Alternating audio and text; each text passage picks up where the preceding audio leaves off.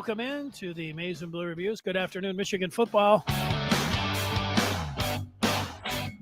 Jim Scarcelli is here, and he's on the screen, and he's ready to go here in August. It's football time. You get a lot of fresh fruit and fresh vegetables this time of year around in Michigan, and you get the start of practice for fall, which is coming up at the end of this month, Scar. So it's pretty exciting. How are you?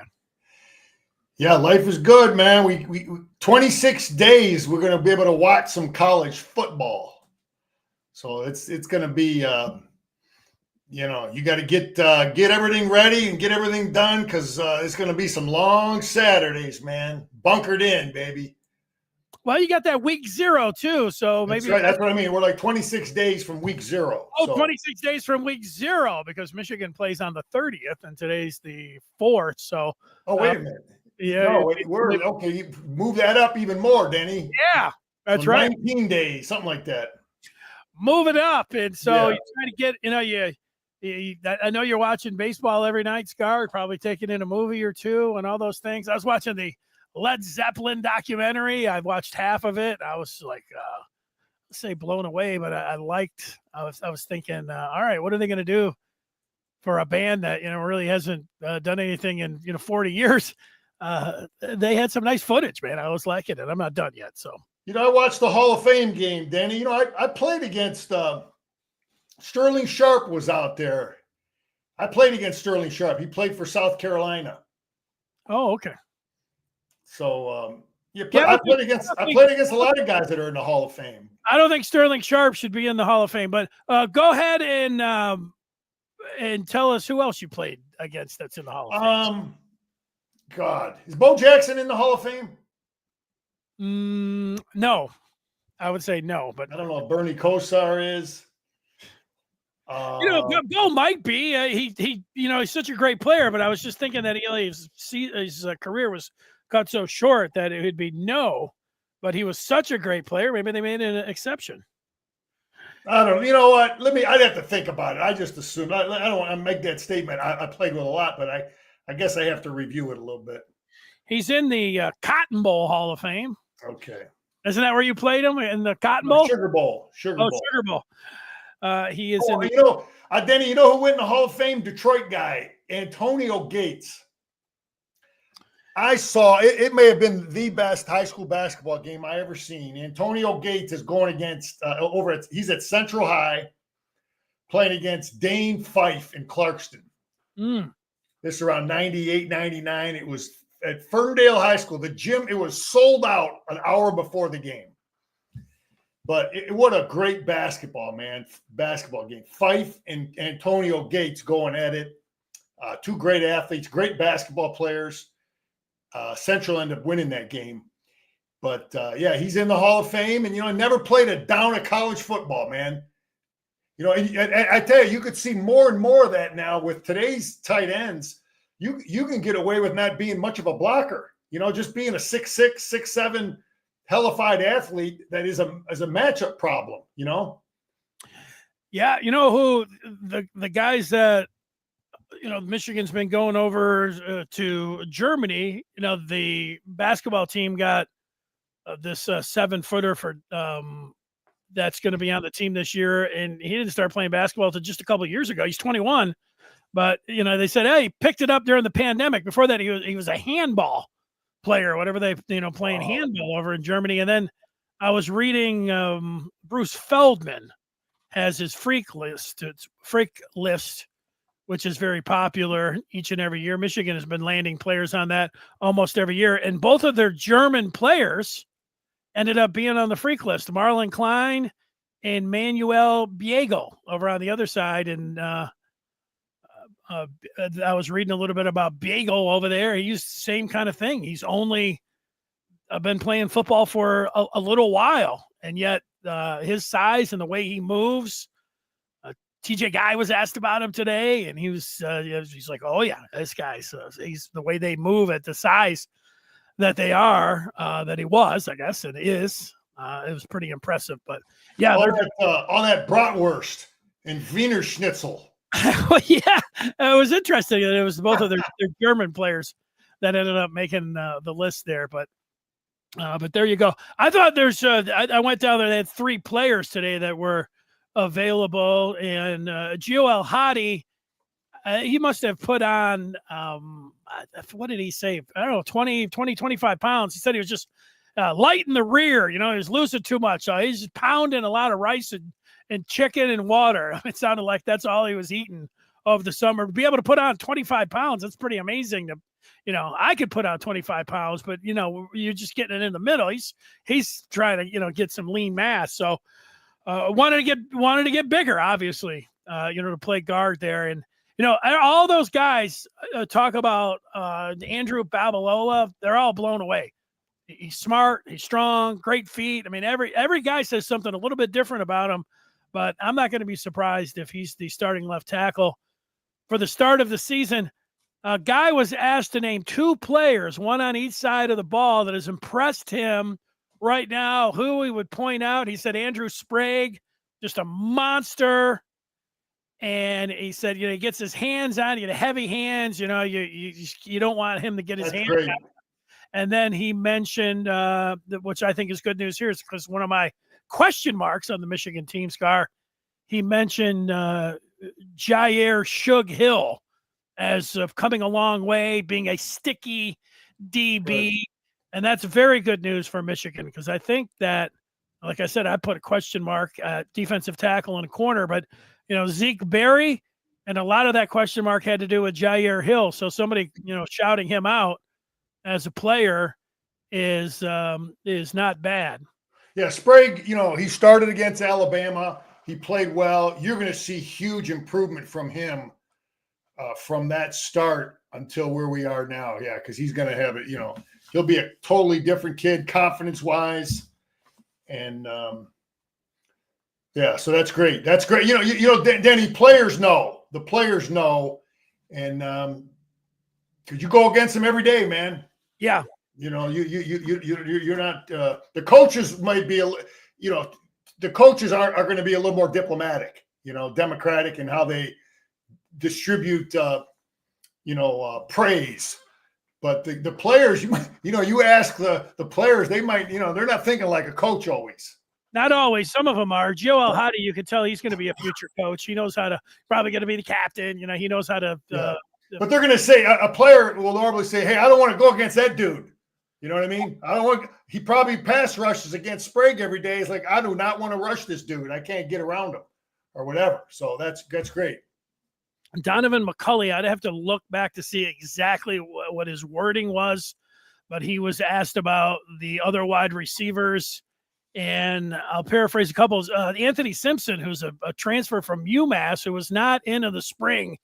He says, I think he said he's the quickest player in short yardage and in short burst that he's ever seen.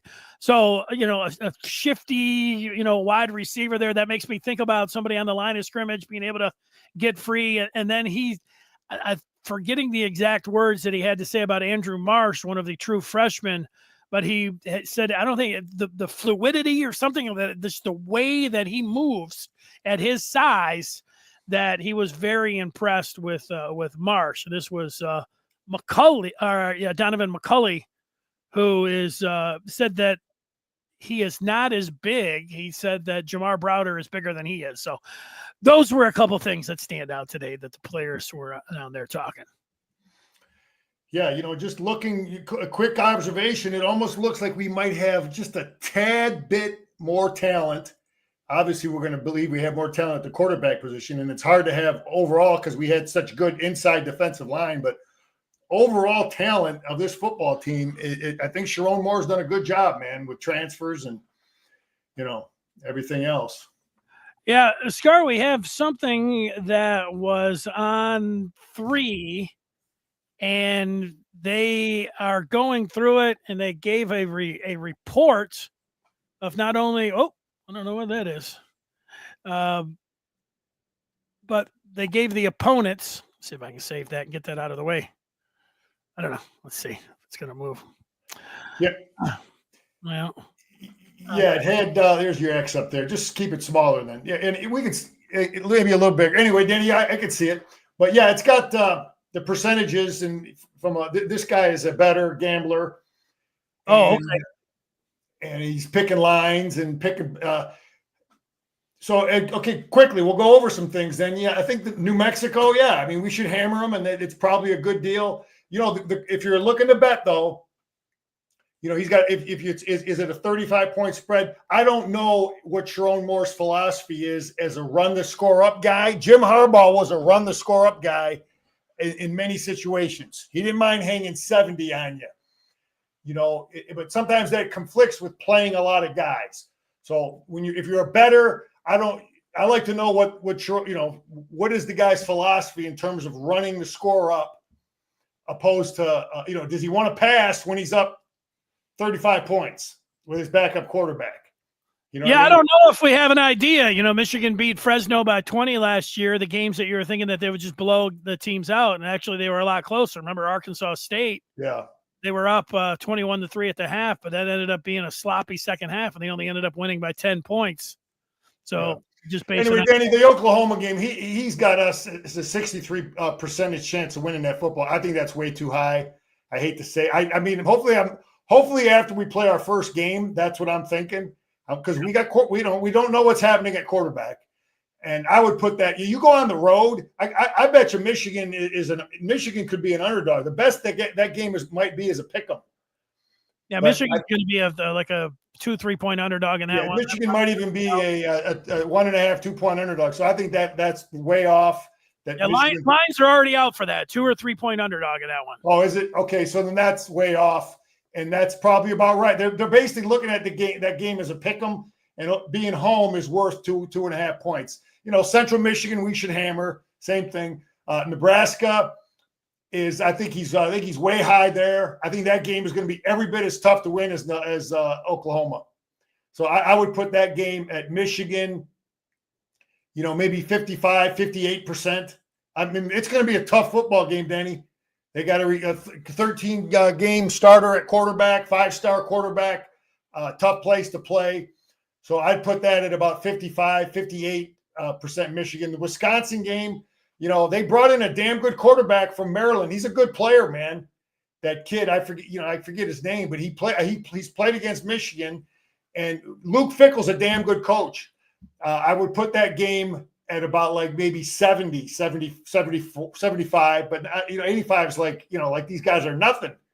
If you want to jump in and give a thought on something, go ahead, Dan. Go back down real quick. He's got Michigan going 11-1. I was just looking to see what the what he had in total. Yeah. So he likes. Go ahead. No, he likes Michigan. He's got him starting out 11-0, and then the only game he has him losing is the last one to Ohio State. Now the USC game, I think, is pretty accurate. It's again, you're traveling 4 hours. You're playing on grass. He's got us 55% chance to win. I think he. Washington coming here. Jed's a good coach. I would put that game in around 70, 75, not 81. I think, he's got a fast little quarterback. Michigan State, man, you go there, it's tough. They're going to, he's going to do a lot of things all year long to beat us. We got to beat Ohio State. We got to beat a lot of people. Those guys can focus on us. So I think that's way too high, 90%, because we got to go on the road. Purdue's got a hell of a coach, Denny. Guy's a hell of a coach. I don't know what kind of players he's bringing in, but that guy is a freaking coach. He built UNLV up. Again, we go to Northwestern. We go to Wrigley Field. So playing on grass, and who knows what kind of field that's going to be. I think that might be a little high. But the next game, Denny, the Buckeyes, this is the one game I really disagree with them on. I'd put that game at Maryland. I think another game – Maryland's a joke. We go on the road to Maryland, game before Ohio State. I'd put that game at about 70%. But Ohio State, I don't understand that at all. I would have that Ohio State-Michigan game at 50-50. I would, Danny. I mean, it's like we've beaten them 4 years in a row. Okay, great. But we've beaten the same offensive guy. Ryan Day has been there for all 4 years we beat him. That's true. So we know what he does. We know what Ryan Day does. We got a book on him. He's got a book on us. Nobody's fooling anybody in that game. Now, there's going to be some tweaks and some adjustments and some things Wink did. Wink held him to 10. Okay, Ryan Day's going to he spent all summer looking at that film. But, Wink's not going to do the exact same thing either. You know what I mean? Ryan Day will look at it and say, okay, this is what Wink did, blah, blah, blah. But I would put that at 50-50. I think we have we're home. We got that game is we got every opportunity to win that football game. So yeah, you look at the whole schedule, Danny. We can win every freaking game, but you slip up, screw around, turn the ball over, have some injuries. But Denny, speaking of I want to just talk real quick about our quarterback situation. Because I think we could really, really withstand injuries, because I think we've got a kid, Chuck, Mikey Keene has started 24 games. We got this Garcia kid. He started about 18 games, I think, in college football. And then we got the number one quarterback in the country. And then you got some other guys on the bench too. So one of the things, then I want to say it again. If I'm calling plays for Michigan, I'm running the hell out of my quarterback more than I have ever. I'm having orgy package in every freaking, no matter who's in the game, we're running the damn quarterback because we got so many of them. You follow me? And when you have that, Danny, when you got that quarterback run, it opens up a lot of stuff, man. When you are not afraid to run your quarterback on first down with your starting quarterback, it opens up a lot of stuff. So I just want to say that again. I think it's going to be it's going to help strengthen our offense that we have depth I don't think our coaches are going to be so worried about the starter getting banged up, because we got guys that can play. Yeah, I guess that to me, that remains to be seen whether you have guys that can play. I mean, I would put a question mark on Keene. I would put a bigger question mark on Garcia. I think they're pretty, the room. To me, it's all about Underwood, how quickly he's going to be able to get out there. And if it's from the start, I would rather just not see any of those guys unless it's in mop-up duty myself. But that's how I look at it. And I'm not. Last year, you thought they had a lot of depth, and that didn't prove to be the case. And I kind of, we didn't know Tuttle was hurt at this time last year. Yeah, we didn't. But none of those guys were, any good. No, I get it. Well, but look, he's done things to correct that problem. And King, you don't know when a guy transfers up. I know he's played over 2,000 snaps and everything, but going from Fresno to Michigan is a whole different kettle of fish. But hopefully he'll be fine if he gets in there and he's called upon. Hell, he could be the starter for all we know at this point right now. So we'll see about that, if he would be, you say he'd be better than what they had last year. Yeah. Okay. Hopefully, because they were the worst in all of college football. So to me, the point of the statement is quarterback run, because of depth, is going to be it's going to be called a hell of a lot more this year than it was last year. Yeah. And I don't think that's going to be the case. I don't think they're going to be running Underwood unless it's a big game. Then you're going to be a hell of a lot easier to defend, Denny. Well, if that play's not in the playbook, you're a lot easier to defend. Well, they're not going to from a guy who played defense and coordinated defenses. I told you, Notre Dame ran their freaking quarterback 9 times that first drive against Ohio State in the national championship game. Yeah, well, 9 times. They'll run. Underwood will run against Oklahoma if he's in there. Nebraska, Wisconsin, USC, but against.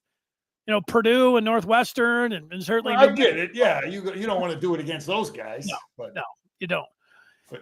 I don't think they're saying, yeah, let's go because we like the depth. That's the one thing I would say that I don't think that they're sitting around saying would be the reason that they would be, calling designed runs for them.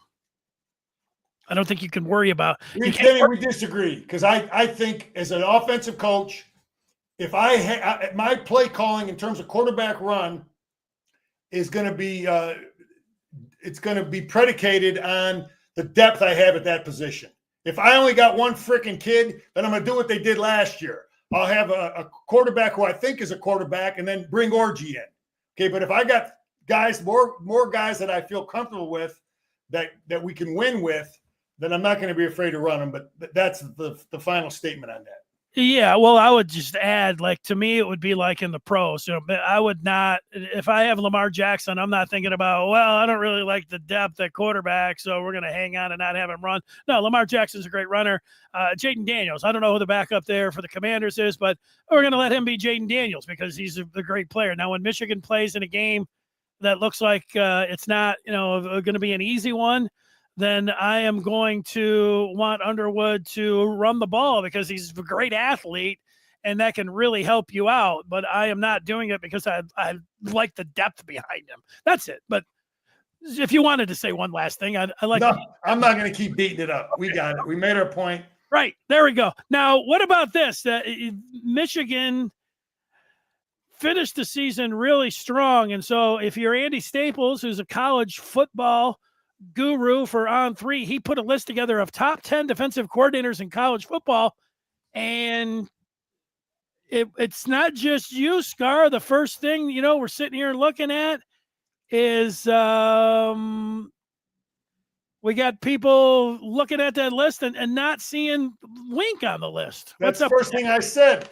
I'm like, Wink held the national champion to 10 points. And we didn't exactly have an offense that kept our defense off the field. We didn't we did enough late in the year. That's why we started to have success those last 2 games, even though we didn't score a lot of points. So a lot of this stuff in terms of stats I always get at is reflective of how much does your offense secure the football? How much does your offense put you in bad field position? Does your kicking game give you decent field position? Does your offense control the clock, keep you fresh, keep you healthy, keep you off the field? So that stuff doesn't show up in a lot of this stuff. Now, when I look at this list, there's some damn good coaches on there. Okay. I always look at things. I always look at a guy evaluating a coach is like, what would he do? What would the guy do with average talent if I had to face the guy? If I'm coaching at Western Michigan and this guy's at Eastern Michigan, which of those guys do I not want to go against? There's a big difference being the coordinator at Georgia compared to SMU, in terms of talent, in terms of evaluating a guy. So anyway, I just think Wink should be on that list. That was the point I was when I saw it. Look, Phil Parker's a damn good coordinator. They get the benefit of a slow, methodical offense. They don't score a lot of points, but they, I think, Denny, I was a coordinator for different guys as a high school coach. I coached with one guy. He'd go for it on 4th down all the time.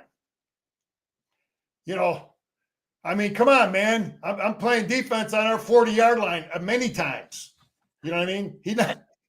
He's then you're going to look at our stats at the end of the day or end of the game. Well, how many times you're going to go for it on 4th down instead of trying to help me out with field position. So a lot of that goes into evaluating these guys. But I'll tell you, Phil Parker's, these guys are damn good, man.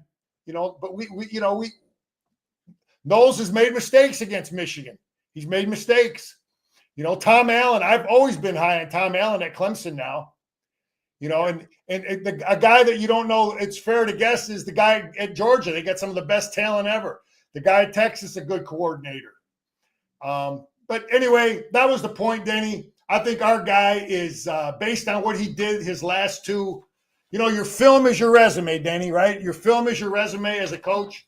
And I would say what Wink did his last 2 games at Michigan, I'd put him top 5 in the country.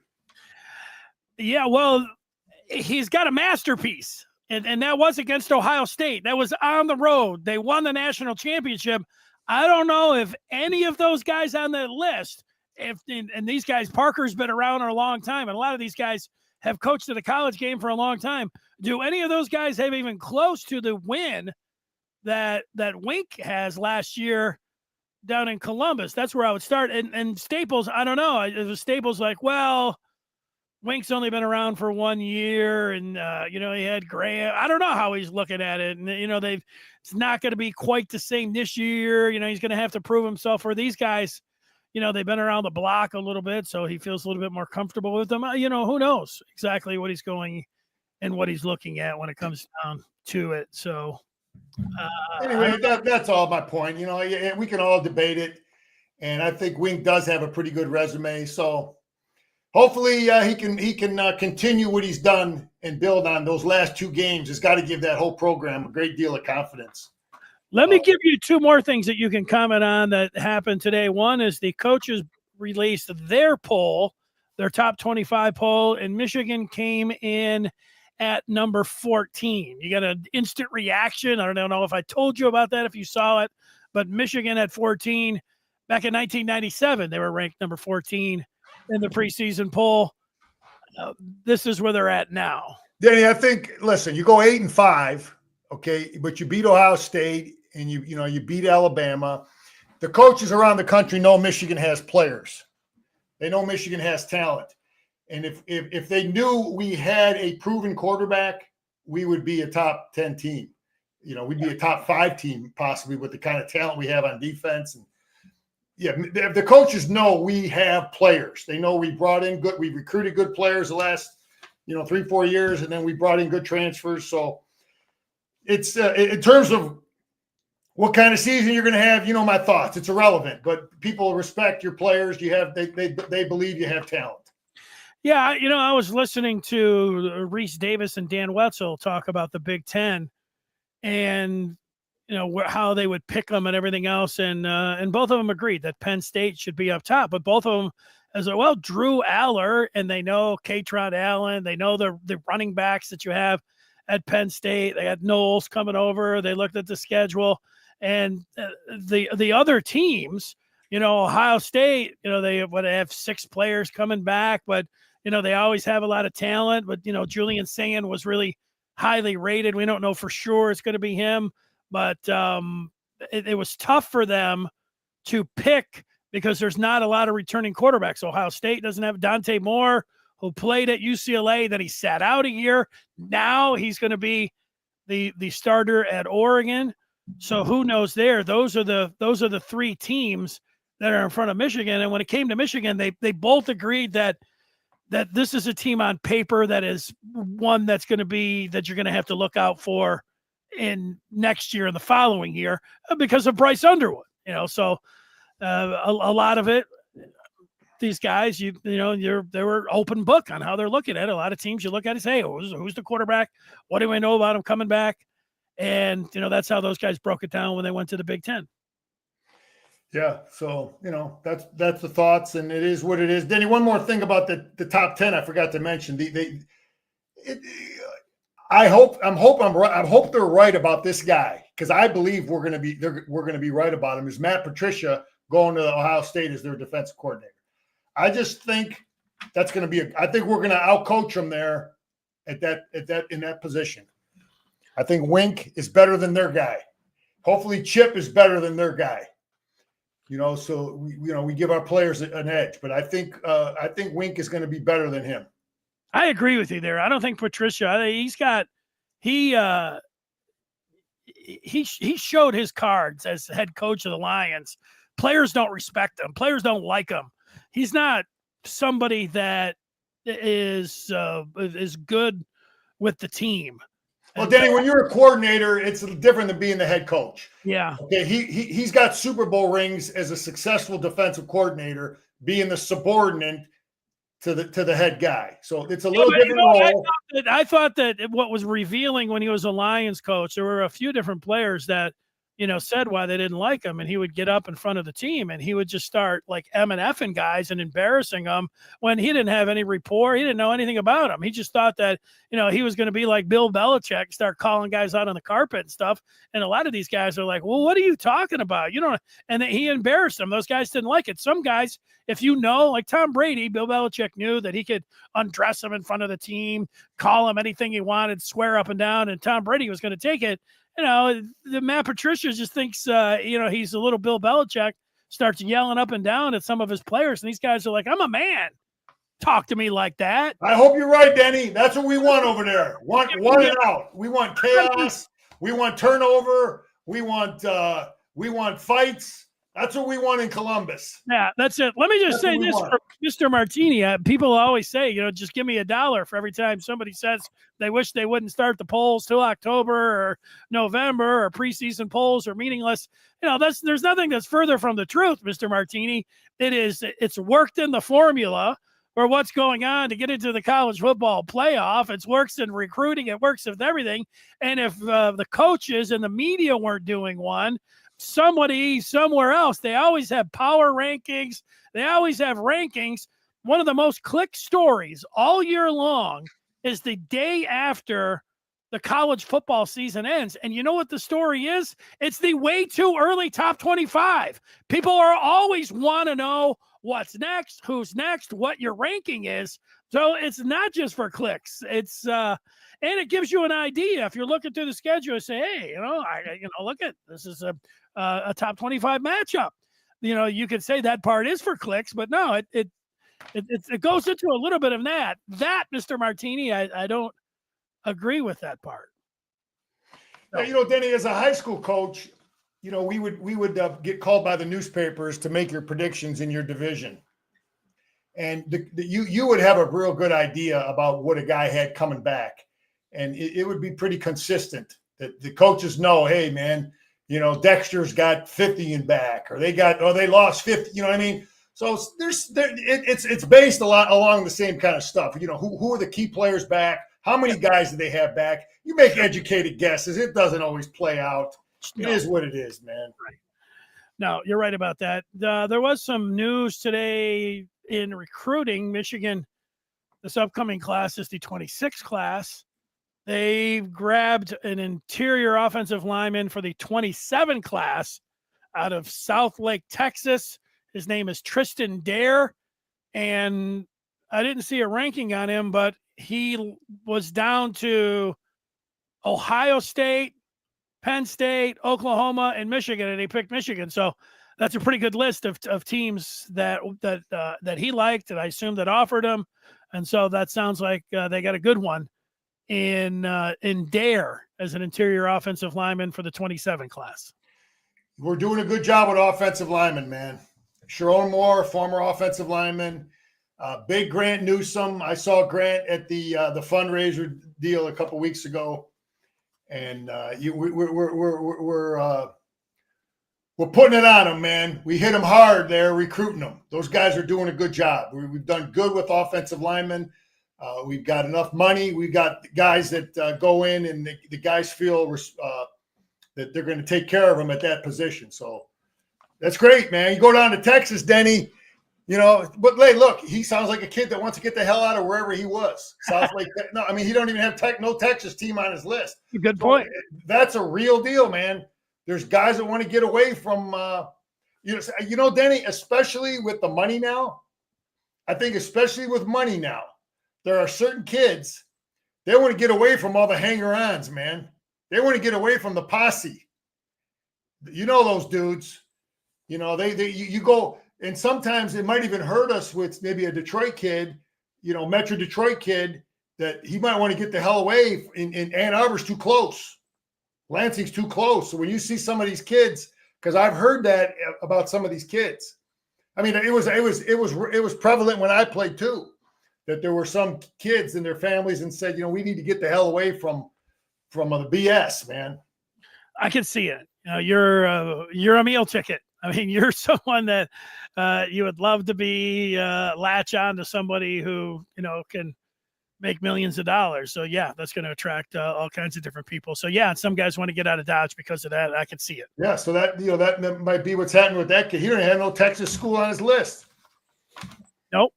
It's a big-time teams, but no teams from Texas. There you go. All right. So I looked, Danny, real quick about Oklahoma. I was looking at, they brought in a big time running back from Cal. Yeah, I saw that. And he's a good player. He looked like a he's I don't know. He's a good athletic kid. He was a lot of people wanted him. I feel bad for a school like Cal, Danny. It's like, they're having a hard time keeping hold of kids. They lost their quarterback to Indiana. Their best running back, goes to Oklahoma. So because they're in the freaking ACC over here on the West Coast. Are you kidding me? And they probably don't have the money to keep kids. Anyway, he's a good player. I watched him. Nothing to be, overly concerned with. But he's a good running back. I can see why a lot of people wanted him. Jaden Ott, going to be a Sooner. Yeah, he was banged up a little bit last year, but he was good when he was out on the field. So, yeah, that's somebody. And I'm interested to see, TJ Guy was asked a lot today about, you lost Grant, you lost Graham, and everybody's talking about, you're 6 deep and, 4 deep at edge, 6 deep at tackle. And he's like, yeah, we are. I mean, he was pretty confident talking about the defensive tackles and the numbers that they have there and just the job that they've been doing. El Hadi was saying the same thing. They're getting in there. They're, he's impressed. I don't know what he say. Yeah, we're pushing them around. If they were, I don't know, but good mindsets today. Listening to the guys talk. Denny, at that inside D line, what I know we have depth. I know we have a lot of bodies. Yeah. What I would like to hear and what I would like to see in those first 2 games that we play is instead of having 8 guys that are average, I'd like to see that we have like 3 really, really good ones and 3 more that are kind of average. You know what I mean? Yeah. Well, so that's what I'm hoping for. I'm hoping for, Johnson or from, and that's what I'm hoping for. That Benny takes a huge step, that we have, we got 3 that are like right there with, being all Big Ten type kids like we have with Grant, and it's possible. I don't want a whole bunch of average. No, exactly. I'm with you on that. And TJ Guy was a good player last year. And we know Derek Moore is, and then Cam Brandt really came on watching the film all year long with you, at the beginning of the year, not so much. 91 I think he was the one on that one reverse against Texas that didn't make, but he kept getting better all year long. You could tell they really like him and the way Nichols can rush. And then Guy mentioned 2 players today, and in the spring, you highlighted Lugard and Dopaye. And Dopaye was also mentioned by Guy and Devon Baxter, who you also, watching some of that film in the spring, you pointed him out. Yeah, see, Denny, you're like, who's this guy? That's that Scar seeing talent, man. I know, it was your position too. I mean, it's your position. I see it. I sized it up quickly. I can tell you. Anyway, the problem those 2 guys are going to have is right now they have 4 real good guys that have been around. Yeah. So those guys are going to have a hard time breaking into that 4 deep. And then, how is Wink going to want to play a 5th and 6th guy? Probably not. So those guys are going to have to be on special teams. They're going to have to just continue to get better. But because next year you're going to lose, you'll lose TJ Guy, you'll lose more, and those guys will bump right up. But that's a sign of a good program. And that's great that TJ Guy is saying that about those guys, because obviously I just saw a couple plays in the scrimmage. He sees them every day, so that's great. He likes Big Ike too. Yeah. I thought maybe it was you. I didn't know. A couple times I had to say, "Are we interviewing Scar here, or are we interviewing TJ Guy?" Because he likes Big Ike there at defensive tackle. He was going through him, and you spotlighted him a lot when you're watching the spring game. Denny, I'm only looking at this spring game. He sees him every day. Right. But intelligent minds think alike, right? Yeah, well, I don't know, but maybe he was asking. I was also thinking maybe he was out at the golf outing and he was. He hasn't watched as much film as I had and sized up players as long as I have, but I sized those guys up after a few plays. I'm like, I think we got something there, and you obviously you can see it with Sullivan right away, and I think Boateng is going to be battling in the mix. Yeah, you did say that. Guy was talking, he liked the traits that he's seen from Nate Marshall. But if you're talking about Dopaye and Baxter having a hard time breaking in there, then a true freshman in Marshall is going to have a difficult time as well. What if the question came to you as people are nervous about Michigan starting not only a true freshman quarterback, but possibly a true freshman left tackle in Babalola? What's your response? How do you deal with that one? Well, the offensive coach, the offensive court, if you do go with Underwood, you just he's got to secure the football more than anything, Denny. He's got to secure the football. He's got to really, and coach has got to do a great job of making sure he understands that. If no one's open, throw the damn thing in the stands, or secure it and run up inside, or take the sack. That's the stuff he has to really. We have a defense. We have a punter. That's, we got to do a great job with that, securing the damn football more than anything that kid does. Denny, throw the damn ball in the stands. If no one's open, take off and run. So the coordinator has to be smart with a young player. What can this kid do? How can I make the game simple for him? Make the defense, deal with a lot of problems, but make it simple for my guys. So, yeah, Denny, I mean, he's played a lot of football. He might make some mistakes, but luckily, we get that New Mexico game, and you seem pretty committed that's the way they're going to go. I don't know. I'm not going to make a prediction, but I would feel. That's the biggest thing. He's got to secure the football. Yeah, well, I just, base it a little bit on my gut, but a lot of what, I hear from, whether it's players or just people talking about the program, not always on the record or whatever. Ferris is asking a question, and it's a good one. It's about the road games. Are these the first 3 road games, actually, Michigan are playing? Oklahoma, at Nebraska, or at USC. Scar, I'm going to hand you a free ticket. And which one are you going to pick? Yeah, I've been to the Coliseum to see a USC game, but Ferris, this is a once in a lifetime opportunity to go to Oklahoma. They're not on this. We're not going there again. So I would go there because we're going to play Nebraska again on the road. We'll go to USC again on the road. You can see those places. All 3 are going to be very, very tough games to win. Legendary programs. I would go to Oklahoma if I had a shot. I agree with you. All those games would be great to go with, but if you only could pick one, I would do it. Sam is talking about what El Hadi had to say about Babaloa. Says he's a future superstar. Yeah, I was standing there. He, if you're the left guard, you're going to get asked about the left tackle. And, he said, yeah, Link and I were both right. He was on the right tackle and I was right guard. So he worked next to Link all last year. And, so now both of those guys are over on the left side. And then he was asked about Babalola. Everyone that gets asked about Andrew Babalola, they say some mixture of strength, smartness, and just great feet, great ability. I mean, everything that they're saying about him is just, you hear it. You can just see and hear how impressed they are with the young fella from Kansas. El Hadi was talking about, they said, he's smart. Somebody followed up and said, well, how can you tell he's smart with no? And he's like, he's smart with everything.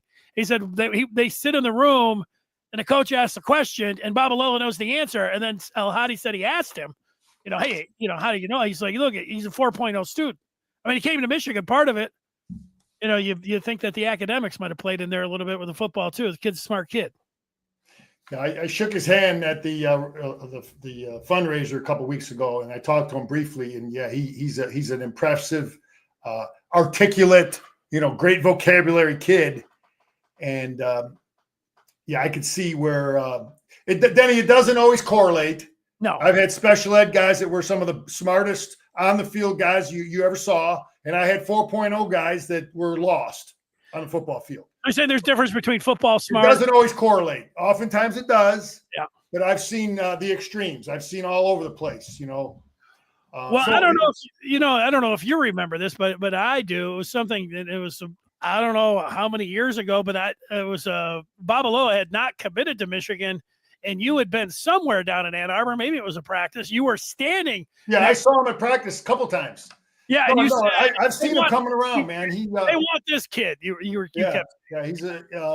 But hey, look, I think he's the and Gio said it. He's a smart kid in the classroom too, but he's showing it in on the field too, because they'll look at those guys look at film together, man, and they're going over mental mistakes on every single play. Someone had there's communication. You can see who's making mental mistakes, this, that, or whatever. So he's seeing that the kid is smart.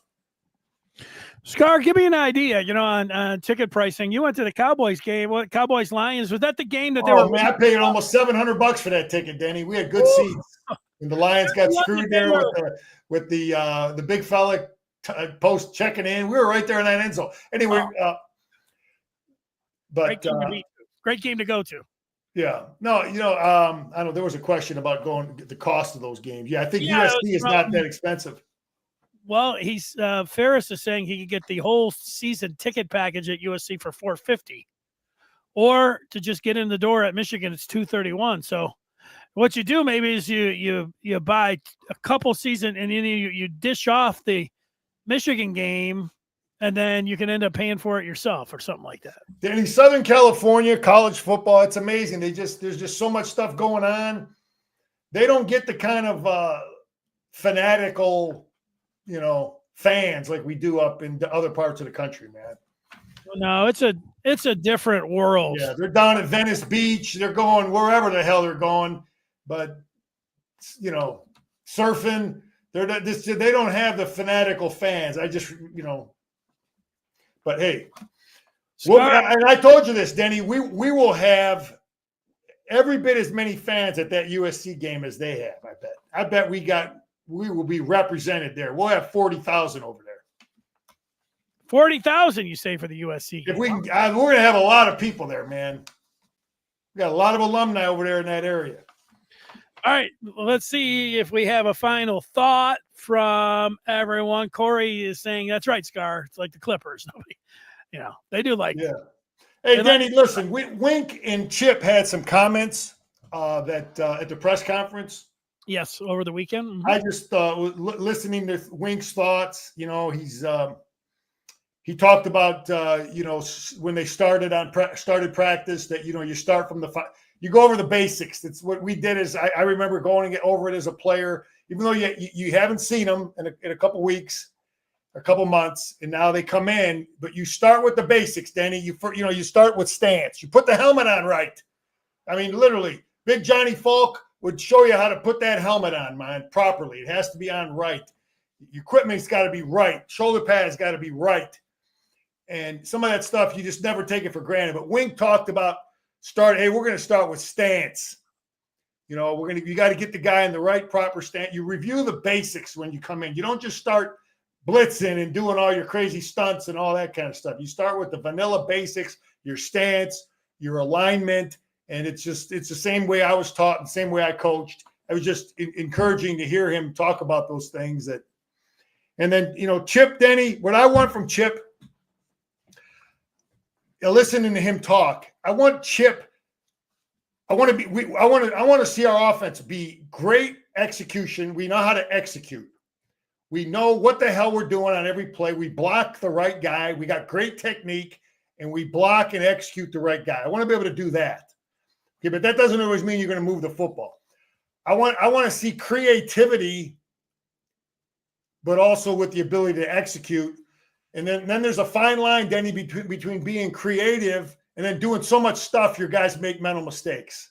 You follow me? As a coach, you're constantly faced with that. Is like, I want to fool the defense. I want to give them problems, but I don't want to screw my guys up. And at the same time, I have to be good at something. You're not going to be good at running. You say, well, what the hell do we hang our hat on? Michigan hangs their hat on the zone and on the gap scheme stuff. That's what we hang our hat on. That's what you come to Michigan. This is what you're taught the first freaking day of practice. We're going to run the damn power gap scheme. We're going to run zone. But then, we have to have creativity off of that stuff. And that's what I'm hoping from Chip.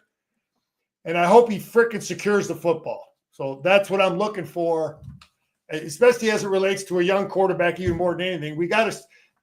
Underwood's got to understand that he's got Wink over there. He's got Derek Moore over there. You got some guys over there that can stop people. Just don't give them the damn football on our side of the 50, turning it over. Yeah, Chip wasn't committing to Bryce Underwood. He was talking about competition, but it was the first couple of days of practice. I wasn't expecting him to say, yep, it's going to be the 17-year-old. He's won the job. I mean, before they even get into fall camp, you've got 3 weeks to work where you can get these guys. And in the spring, it might have been a blessing in disguise, but Underwood was able to take all the snaps, and then over on the other side, Jaden Davis was able to only had 2 guys taking snaps. Now they got Garcia in there, as you mentioned, who comes in from East Carolina. Now they got another quarterback in there. Jaden Davis is in there, and they got Mikey Keene is back and able to practice. So they got a number of different guys, totally different than it was in the spring. So the competition there would be fascinating, thinking about just how much work Underwood got in the spring and the position that he put himself into, and then being there in the summer, and then Keene gets ramped back up. And now it would seem like a real upset to me if Keene somehow would be able to, supplant Underwood. At least in my mind, it would be supplanting. That's a way to say it. But it was interesting though that they go many days without even hitting. They didn't hit it until after a couple days, man. So a lot of non-padded stuff. They got them there all day, man. We had a couple days of non-padded stuff, and then bam, we were smashing morning and afternoon, full go, all out, hitting for 2 weeks, never letting up. And these guys are so anyway. If you're going to see separation at some of these positions, you're not going to see it without pads. You're going to see it when they start getting their scrimmages going and getting the field. If there's any separation in terms of how they stacked up after spring. I wonder if Sean McVay with the Rams hits at all, because I know in the preseason games he doesn't play any of his starters. And then the conversation has been, well, that's going to affect him maybe in the first half of the first game, but then then they'll get it going. They pick it up pretty quick, and then it's different. You get somebody like Andy Reid, he's got Patrick Mahomes, or when it was when Tom Brady was playing with Belichick, Brady would be playing in the he'd be playing into the third quarter, and Brady liked the reps, Belichick liked playing them, Andy Reid likes playing them. Sean McVay, I don't think he hits at all in fall camp, and then he doesn't play any of his guys in any of the exhibition games. 2 ways to go about it. Yeah, Denny, man, the philosophies of hitting and scheme and adjustments and pregame preparation. It's like going to the ice cream store, man. It's like, what do you want on your pizza? There's a lot of dudes that have different philosophies, and many of them work, man. What did Antoine say? He had a statement there. What was Antoine's question? He doesn't need a touchdown. Just give him a first down. We'll get a touchdown later when we get there. I don't know. Yeah, I mean, if you're talking about the young quarterback, and let's grind, let's control the ball, let's secure the ball, and Sam is asking if Wink talked about Underwood. He's mentioned that he's talented, but he's focusing in on his guys. I mean, he is not saying too much over about Underwood, other than that he's talented. It looks pretty good. Yeah, Danny, the greatest things I'm going to just say it one last time. The greatest things Underwood could do when he's in the football game, hand the ball off properly all the time, try to get us in the right plays, whatever and this is the stuff Chip has to do based on, he's a new kid. He's had, how much, anyway, hand the ball off properly, get the right snap from center. Okay. And then when the protection breaks down, step up in the pocket and secure the ball. How many times did we have quarterbacks get stripped in the pocket? You know what I mean? Or stepping up and running last year. How many times did our quarterbacks get stripped at Washington, at Illinois, right? Wasn't it stepping up in the pocket? That stuff kills us in both of those football games. Against Washington, we fumble stepping up in the pocket. Against Illinois, stepping up in the pocket, fumbling the football.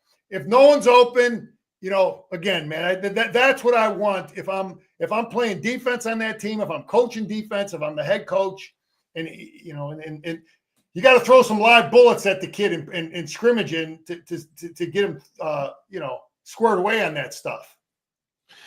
Yeah, you're right, because you can't have a pink jersey on a dude, in frickin' fall camp and expect him to understand what it is to secure the football when you step up in the pocket.